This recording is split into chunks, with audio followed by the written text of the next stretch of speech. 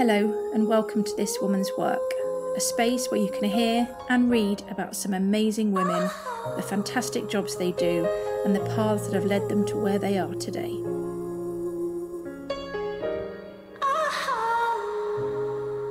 I am here today with the gorgeous Vicki Henderson. Hi Vicki. Hello. How are you today? I'm not as gorgeous as you. Oh, stop it, stop it, stop it. She really is, she really is. Okay, so for the listeners, could you just explain very briefly or very elaborately what it is you do for a living? Well, I have quite a few different hats, but to put it in a nutshell, I am a racing driver, a TV presenter, a motoring journalist, and a mum. I know. I think that might cover it. In various orders, often simultaneously, and Yeah, often simultaneously. Yeah. But one of the most beautiful things that I married my racing career with motherhood was I was racing when the kids were a little bit younger, and they watched me and everything. And then after the race, when I was all hot and sweaty, they came up and gave me big hugs and kisses, and she said, "Mum, you were amazing. You were amazing." Yeah. And at that point, I realised I was a role model to my children, and I haven't realised it since then. So that was a lovely marriage of two of my jobs coming together. Oh gosh, amazing. So how long have you been doing all this for? We're going to have to go right back, aren't we? I'd like to get right back too. Right back. Oh, I would. I'd like to do it all again. So I am a farmer's daughter, and my dad, who is still a farmer, he was in the British karting team when he was a teenager. So he raced for his country, which was lovely. And on the farm, when I was growing up, he had an old cart chassis. So we stuck a lawnmower engine on it. I went up and down the farm lane in it, and I was like, "Dad, this is awesome." And I was wearing one of his old leather suits, and it was all tatty and lovely. Yeah. And so Dad was like, "Oh, okay, you've shown an interest in it." He obviously knew how to open the motorsport door because he'd done it when he was younger. So we went along to my local kart track, which is Rye House in Hoddesdon in Hertfordshire, where Lewis Hamilton then he perhaps made it perhaps more well, he definitely made it more famous than I did. Just a bit. So he went there so many years later, and I thought, yeah, this looks great fun. So we bought a brand new racing engine, and off I went. And I started racing age 12, which was wonderful, and then have raced ever since. I still race today, maybe only sort of once or twice a year, but it's part of me that I need for my identity. Yeah. So it's important that I keep hold of that. Okay, so that was 12, and then did school pretty normal at school, or they were really great at school. So I went to a school in Cambridge which was all girls, and they really, most of my friends have gone on to be lawyers and doctors and stuff like that. Okay, so it was an academic school.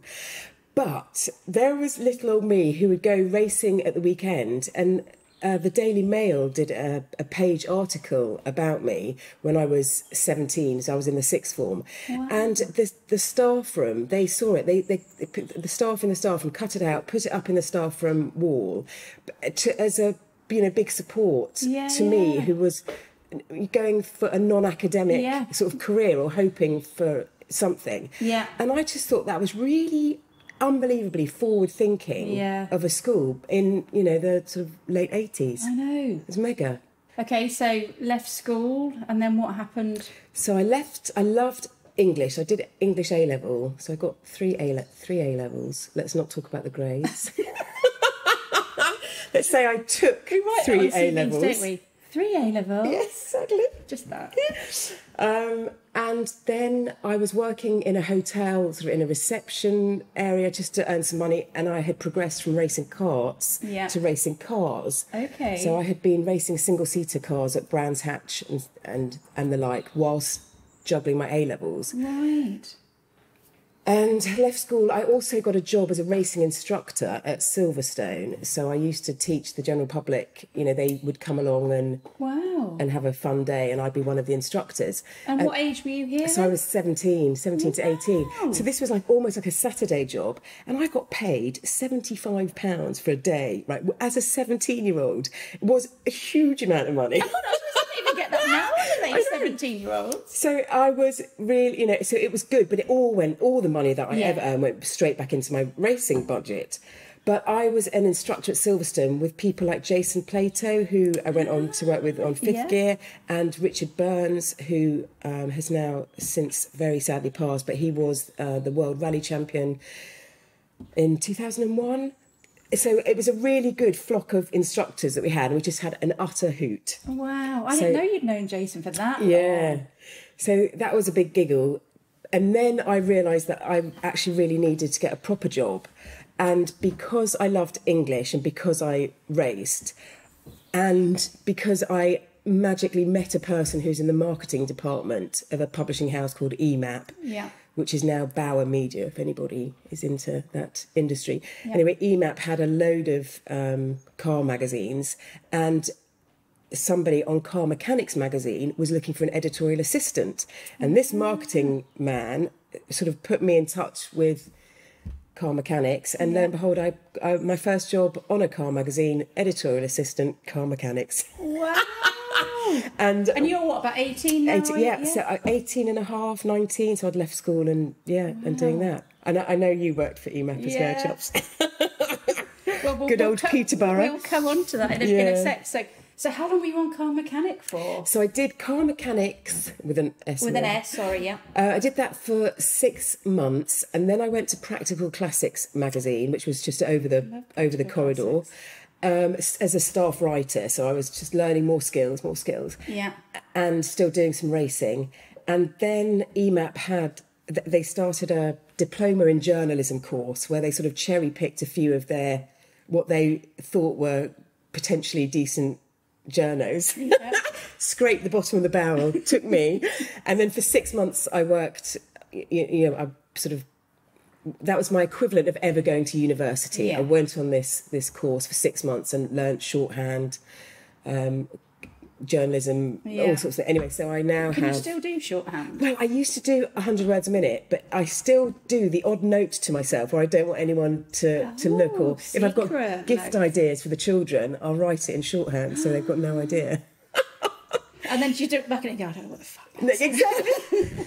that often is that. That is basically my handwriting permanently, though. That is, I don't even know what I've done there. Maybe you should have been a doctor then in that case, because that's part of the cause, isn't it? And then what came after that? Any other mags before? So after the diploma course, EMAP Publishing were launching a new modified car magazine.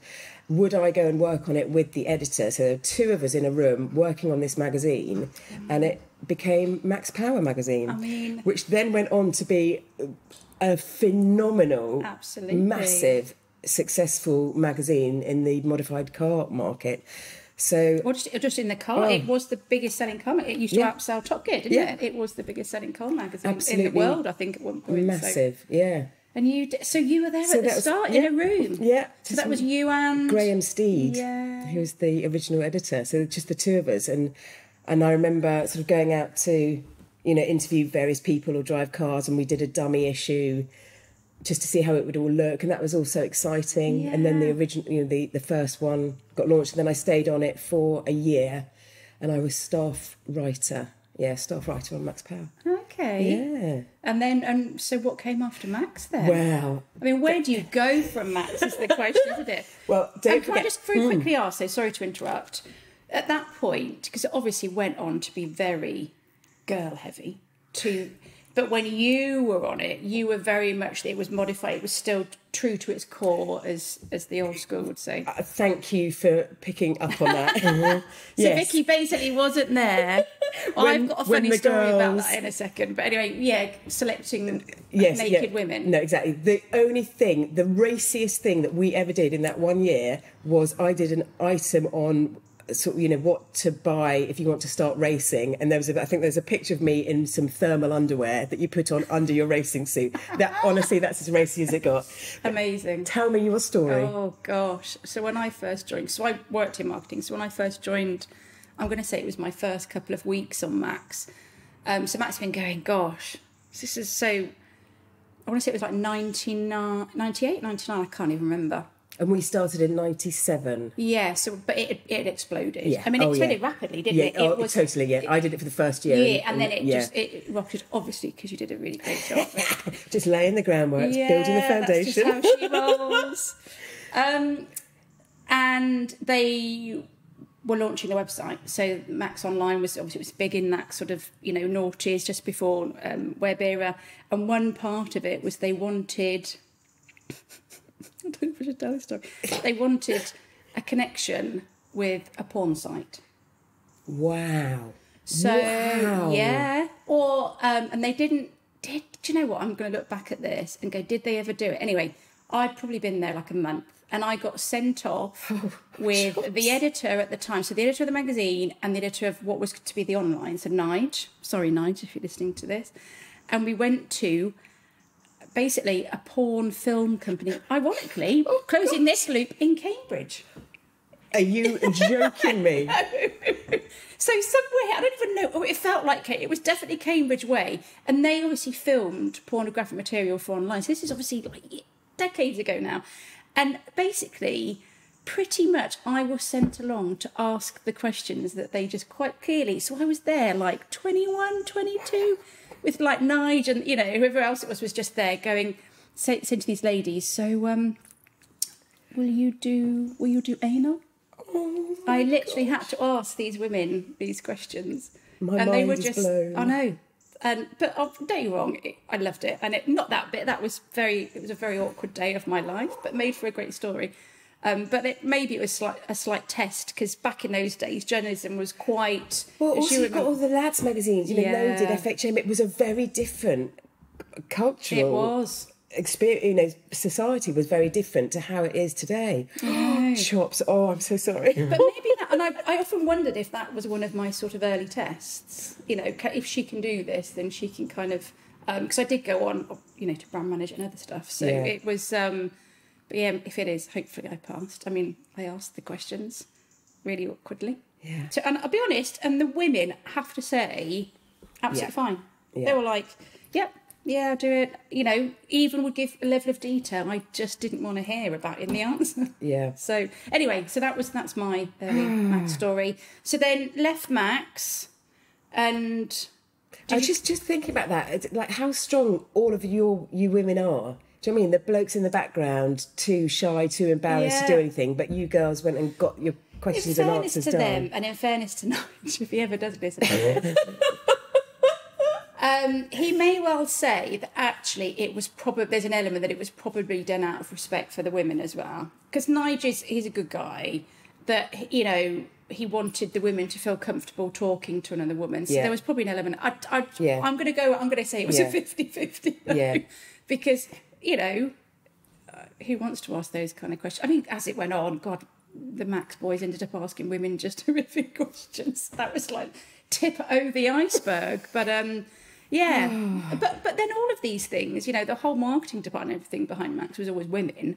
Yeah. You know, you had the men sort of on it. So it was, you had to have really liberal views, really, to do that. But anyway, stop. So what happened after Max? Oh, yes.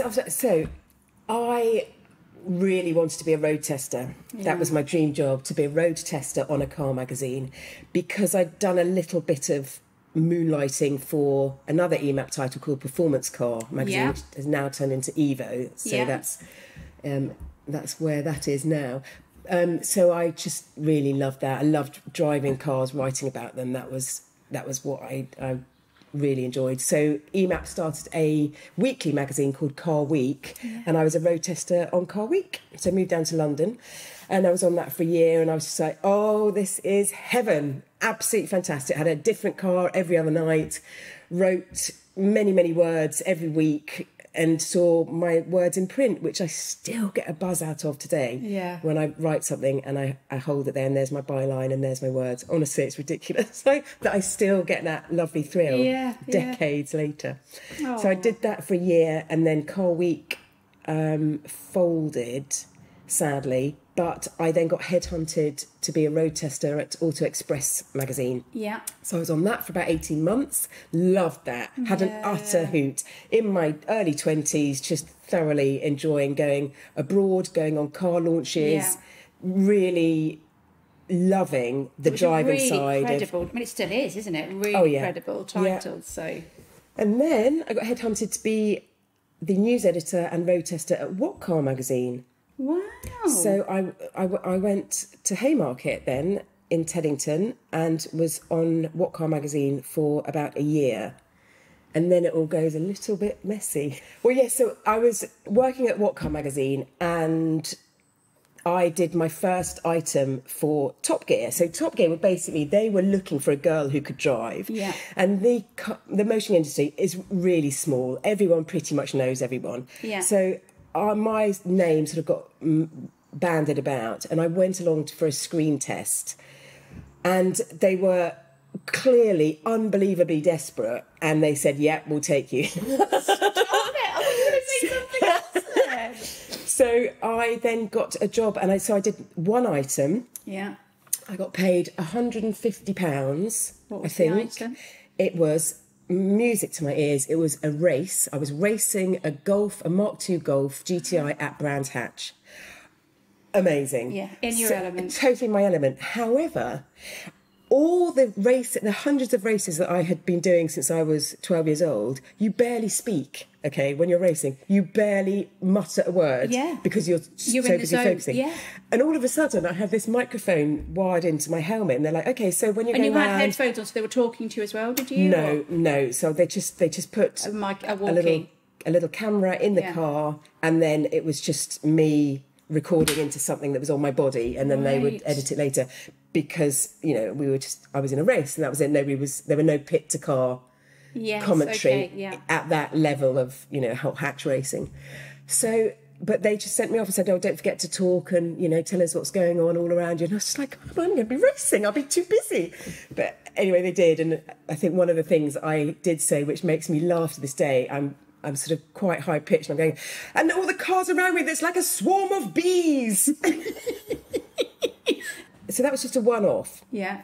And just before, and about a month later, it was going to be on the television. So I told my bosses at What Car, I was like, look, just to let you know, I've just done an item for Top Gear. Hope that will be okay. Yeah. Didn't think anything of it. And they took me over so this is where it got messy. They were like, well, you need to be said that it's Vicki Butler Henderson from What Car magazine. And I was just like, do you know what? Actually, I don't feel that because I just want it to be me. And also, I've got no authority to demand what it puts in my name. Do you know what I mean? I'm in my early 20s, so I just done a one-off item. Yeah. So I didn't want to rock any boats. And I just like, well, who am I to go, you must put me down as Vicki Butler Henderson, What Car? And also I was just like, well, I just want to be me. Yeah. I just want to be me. I don't want to have... I don't know, maybe that was naive, I don't know. But that's what I felt at the time. And I still feel like that. Anyway, so Haymarket, who owned What Car, they did me for gross misconduct. They said to me, if I do another item for Top Gear, that would be the end of me at Haymarket. Right. So I did another item for Top Gear and I resigned. And I went freelance. And it was the scariest thing because... Top Gear didn't say, here's a lovely contract for the next 2 years, we're going to guarantee you loads of work. No, it's like, and it still is today, pretty much. You're on an ad hoc kind of basis. People don't realise that with TV. A lot of TV is like that. It is very much, there's no, we're going to pay you, a massive chunk for time. It's very... and we'll pay holiday pay and we'll do pensions and stuff like that. That doesn't happen. Like that, So on the basis of another £150 job, I left my secure job.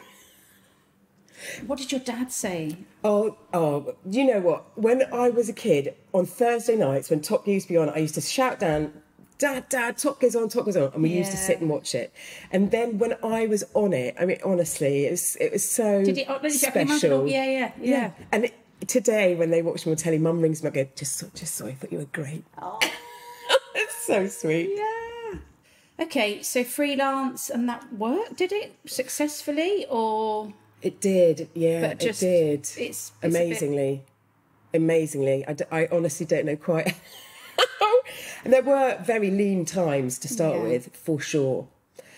But, I did a job for a couple of car manufacturers. They have in-house magazines, so they kept me sort of busy doing some writing. And then more Top Gear came along. Then that kind of began to snowball. So I was on Top Gear then for about 4 or 5 years in total. which was fantastic, so much fun. So they had a big crew, a big sort of cast of presenters then. So me, Jeremy Clarkson, Tiff Nadell, Quentin Wilson, Tony Mason did the rallying, and Steve Berry did bikes, and Michelle Newman was on there for the first year that I did. And Angela Rippon has been a presenter in the past, so there have been a few of us gals. There you go.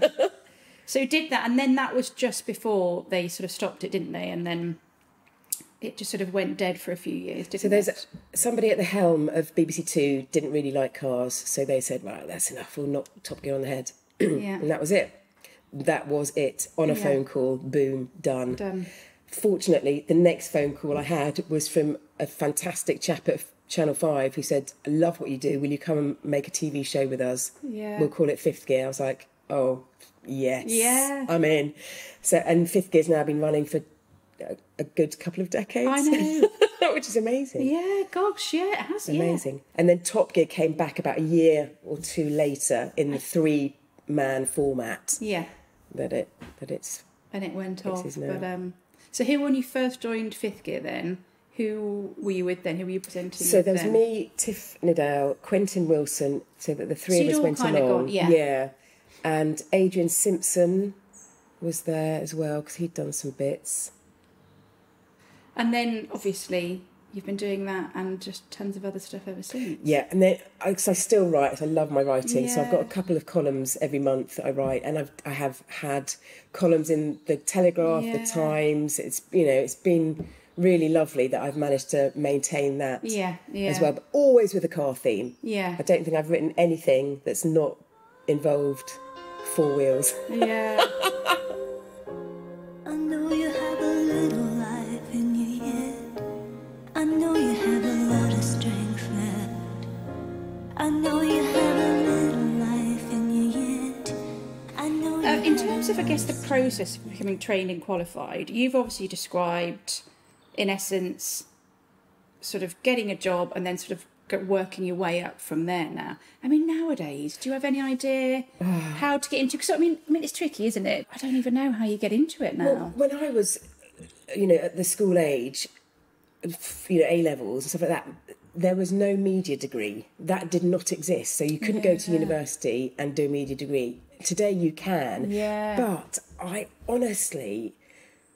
truly feel that on-the-ground training is the best way to go for this industry. And if you can give up a week of your time and go and get some work experience at a magazine, Auto Express, What Car Magazine, anything like that. Because 9 times out of 10, when we had work experience people there, a job would come up in a couple of weeks' time and we go, oh, actually, that person who came for the work experience, they were so good, let's get them back. And that was that. But you see, I was lucky enough that I had a talent. My talent is driving. It's probably the only talent that I possess. Stop it.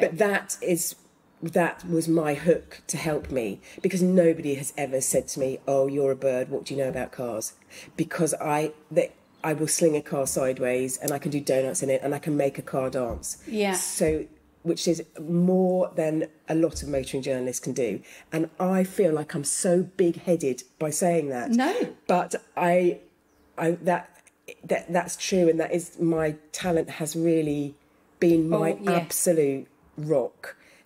So if you have a talent in anything, then you need to, nurture that and use that to help you get in somewhere.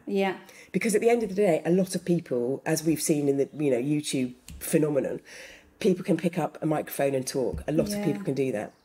So that's not necessarily a skill, but the skill is in entertaining somebody along the way and using your passion or your skill or your talent to make you elevate, above everyone else.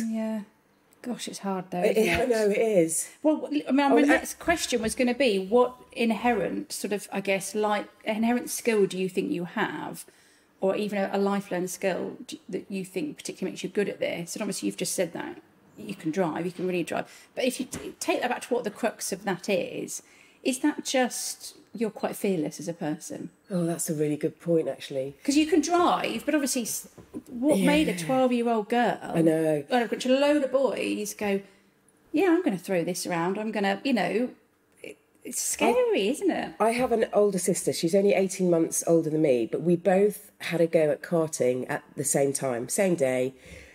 And we had another go and another go. And I loved it and I took to it. She did not like it and walked away. Yeah. So even though she's got the same DNA as me, there is something in me that made me go yes and her choose another path.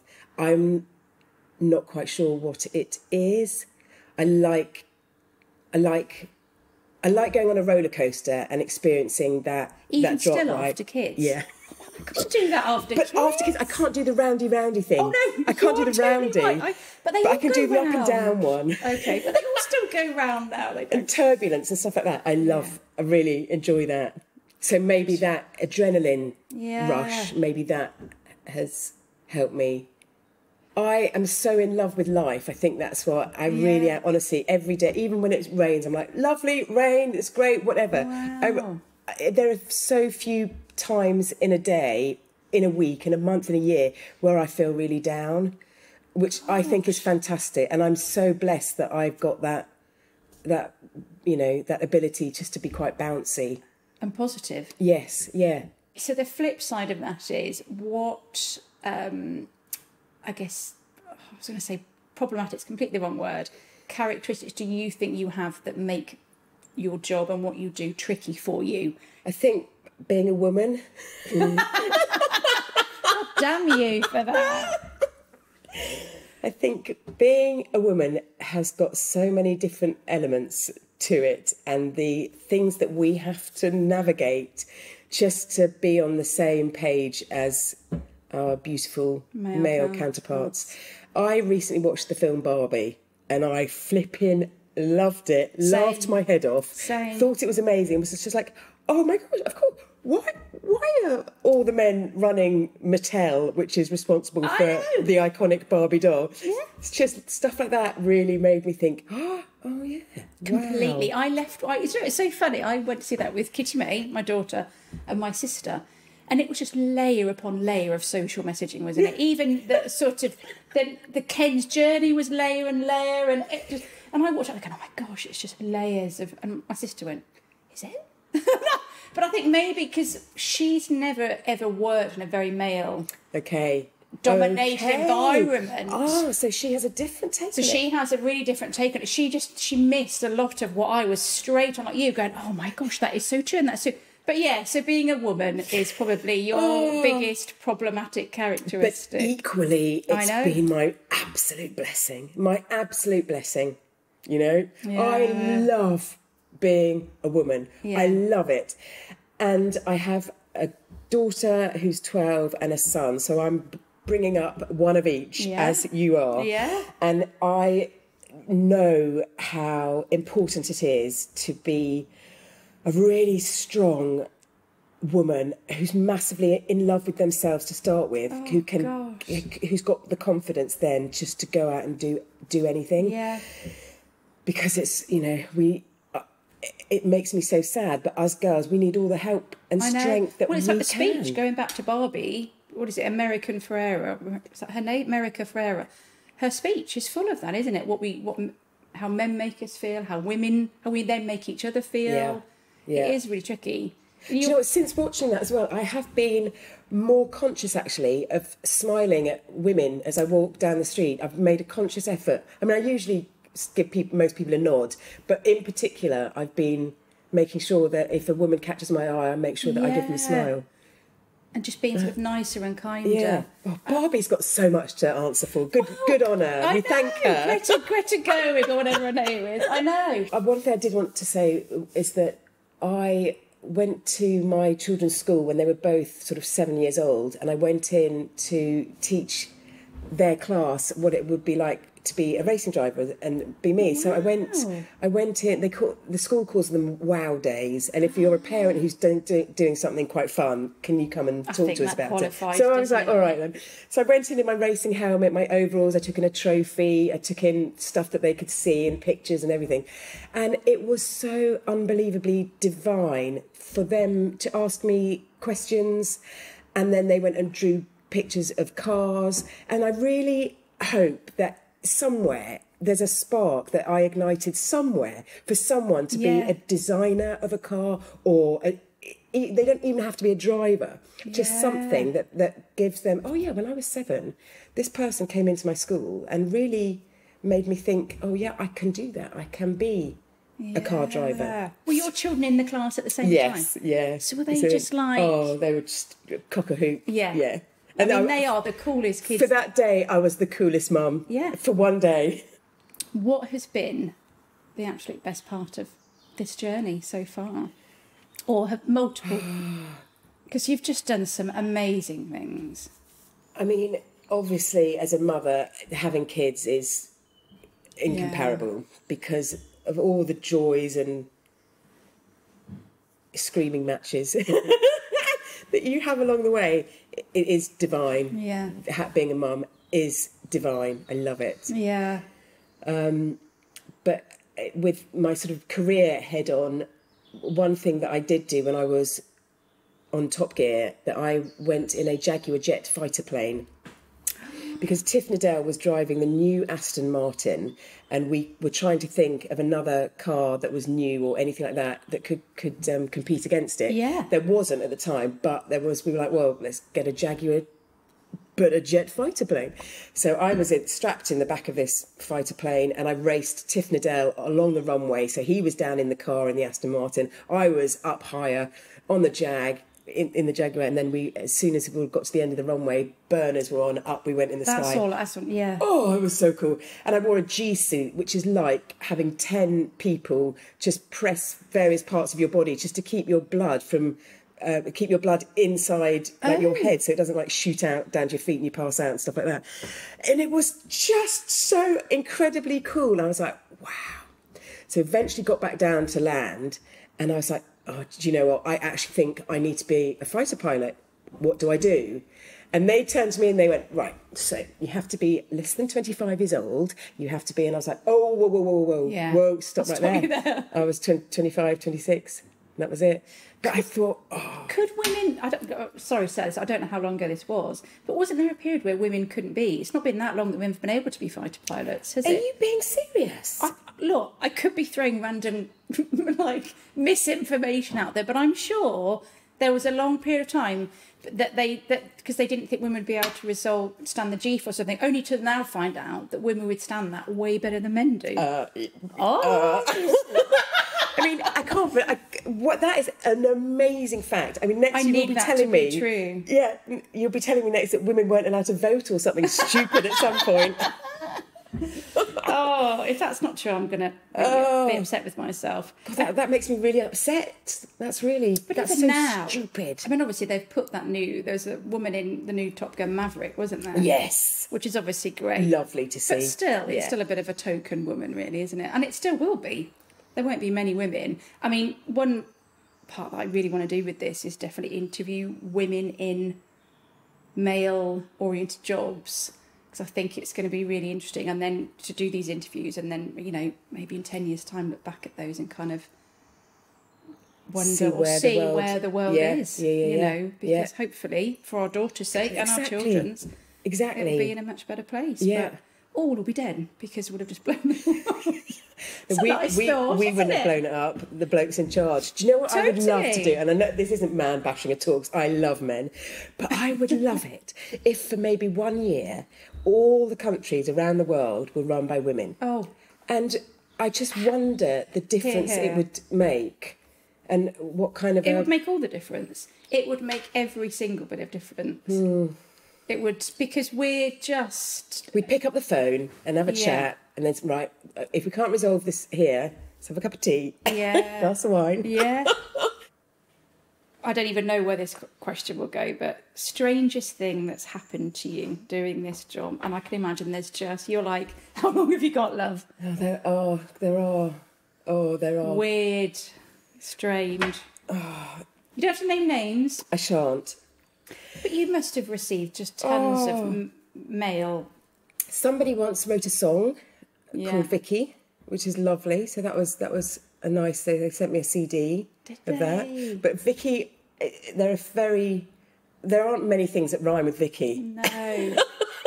So I think it's quite a difficult thing to do. But that was charming. Yes. That was very charming, that one. Oh, any gifts? Any fan gifts that you've received? I mean, no one sent you, just horrid stuff that you should not have been sent. No, I think on the whole, I've escaped anything that might get thrown at pop stars.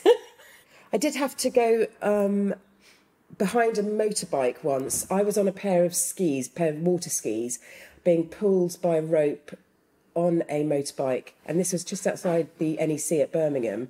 So on a grassy bank, being pulled on a grassy bank down into the water to see if this motorbike would pull me. So the motorbike was staying on the verge, and I was supposed to go into the water. Yeah. I did go into the water. The tips of my skis dug down into and flipped me over and ripped my knee. Yes, there we go. So are you, can I ask, I mean, obviously I'd love to know, I've been in that room where those questions, that suggestion came up. Are you a proficient water skier? No, I've never done it before in my life. Because obviously that would be a first question, that you actually know how to... Because it is I've done it, and it is a hard thing to do, isn't it? I got asked the question, can you ski? And I said, yes, I can, which I can, on snow. What's next? Where do you go from here? That's a really good question, I know. Chops. Other than just managing, as we were discussing, off camera, off mic, whatever this is about, just hormonal children. Managing hormonal children is what's next. I always am amazed by people who have a 5-year plan or a 10-year plan. I mean, wow, where in their brain have they got that? Because I'd love a piece of that in my brain. I'd love that kind of direction. I'm such a sort of happy-go-lucky person that I'm just super happy with the variety of wonderful jobs that I do. So I present on TV, I host awards ceremonies, I do various podcasts, I still write. So just a variety of those wonderful things I'm so happy with, and a bit of racing. There's not a huge amount that I desire. Time is my biggest enemy's the wrong word, isn't it? But it's just foe. It just seems like instead of 24 hours in the day, there only now seem to be like 19 hours in the day. I used to read loads, loved it, and now for me, reading has become a luxury thing to do. And I only read when I can only sort of snatch small amounts of time to read now and again. And then you can't get into it, can you? Because it's so difficult to sit down and just stop. Yeah. What about audiobooks? Oh, yeah, I love them. Do you? Oh, See, I've not got into audiobooks, but my best friend's husband is a farmer. Yeah. Well, she was a farmer's daughter, but she's married a farmer as well, as is the way. And he's obviously mad at the moment, just in his combine out there, 8 hours a day, the GPS is on. And apparently she's like, he's just burning through audiobooks. Brilliant. It's costing a fucking fortune. She's like, £7-8 quid a pop. Going through like 3 books a day. I was like, oh my God. The only time I get to watch telly is on an iPad whilst I'm chained to the kitchen. Making the kids supper or something like that. That's the only time, because I don't have the time to sit down and watch a telly. Yeah. Ridiculous. It is crazy. Okay, last 2 questions. What advice, if any, would you give to that 17, 18-year-old girl starting out, that maybe could have done something a little bit differently or approached me differently? Or when I was 17 and I was racing cars then, I wanted to be a Formula 1 driver.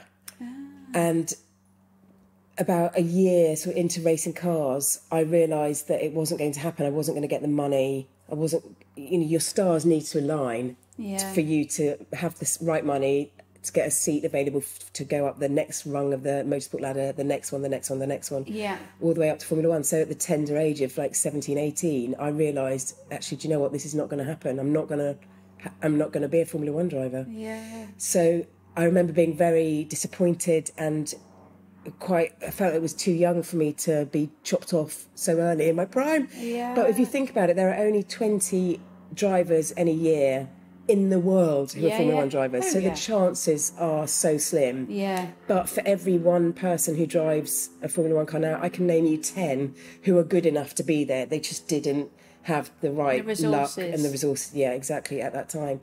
So I would probably just go back to myself and say it's okay to grieve for a career a dream that you wanted. That's not going to happen. It's okay to do that. Yeah. Because it will give you fuel to do something else. Yes. So stay strong, and everything happens better at the other end. Yeah.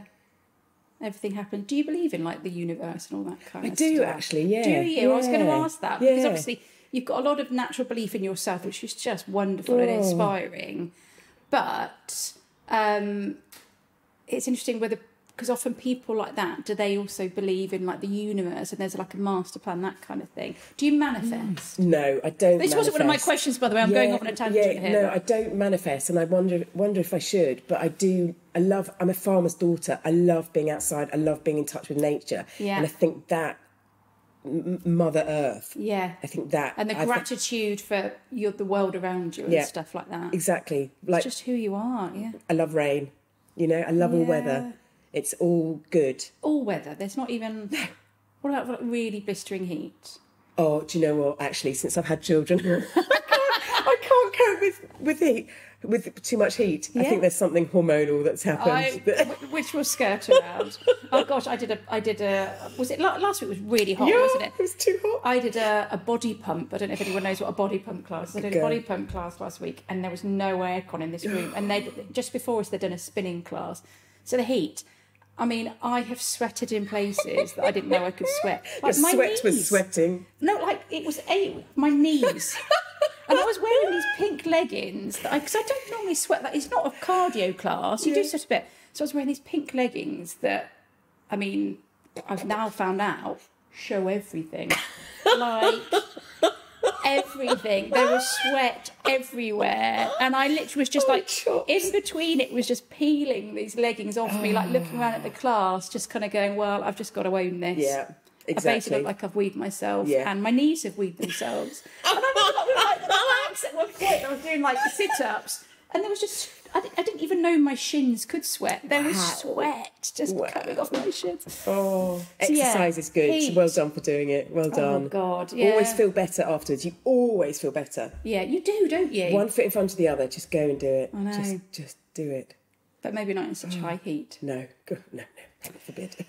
Okay, so final question is a bit of life advice, and I want this to be everyone's final question that I ask, is just a bit of life advice just to throw out there into the world for men, women, boys, girls, whatever it is, like a mantra, anything like that you think.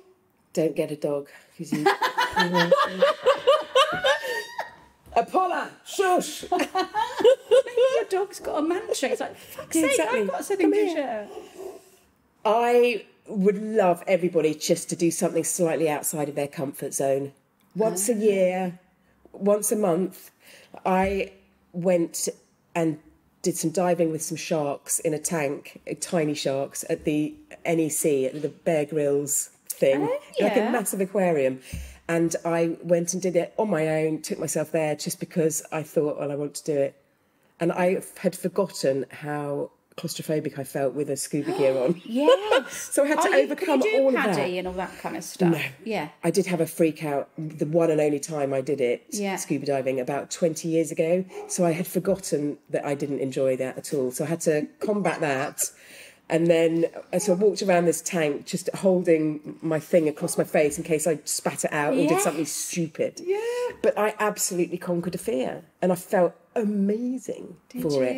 And I've been cold water swimming at the local Lido. Just go and have a slightly crazy time. Just do it for you, not for anybody else. Yeah. Because it'll make you feel proud of yourself. Yes. You're completely right. It does make you feel proud of yourself, doesn't it? But you can't convince people of that sometimes in advance, can you? No. Because the easiest thing to do is, oh no, I'm not going to do that. Yeah. No, I don't fancy that. Just do it. There you go. If only a really famous brand would adopt that as Can you imagine? so catchy. Oh, Vic, thank you so much. Oh, thank you, Cho. It's so lovely. I mean, you radiate so much gorgeousness yourself. Oh, no, I think it's honestly, the hormones we're talking about. Yeah, but no, thank you so much, honestly. It means the world that you've done. No, thank you, honey. Well done, and congrats about it all, honestly. If you would like to hear more about this chat, see some behind-the-scenes pics and some personal profile pics, plus read about how to get started in this industry and or this role, then please go and support us on Patreon. The link is on this podcast page and across all of our socials. Sincere thanks in advance.